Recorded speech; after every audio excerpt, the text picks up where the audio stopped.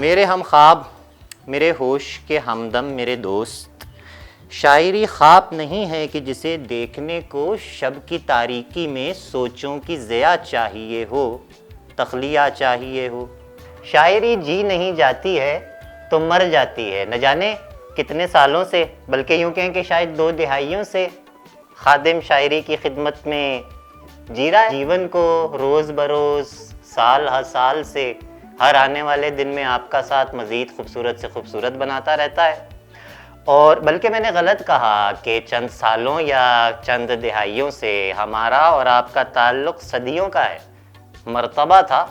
مقام تھا میرا، روشنی پر قیام تھا میرا، میں ہی بھیجا گیا تھا پہلے بھی، تب کوئی اور نام تھا میرا۔ مجھ سے پہلے بھی آئے تھے دکھتی کلیاں چننے والے، مجھ سے بہتر کہنے والے، تم سے بہتر سننے والے،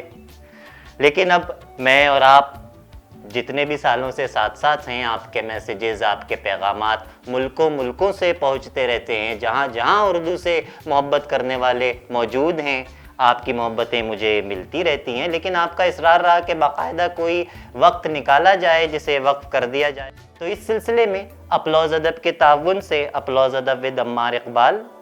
لنگوسٹیکلی یورس آپ کی خدمت میں حاضر رہیں گے۔ اس پروگرام میں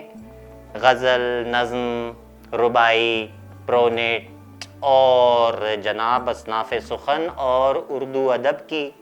جو نامور قداور شخصیات ہیں ان کے ساتھ آپ کی ملاقاتیں رہیں گی، ان کی زندگیوں کے بارے میں جانیں گے، سینئر سے گفتگو کریں گے، خود بھی سیکھیں گے، آپ کو بھی موقع دیں گے، ہمارے ساتھ رہیے گا۔ بہت شکریہ۔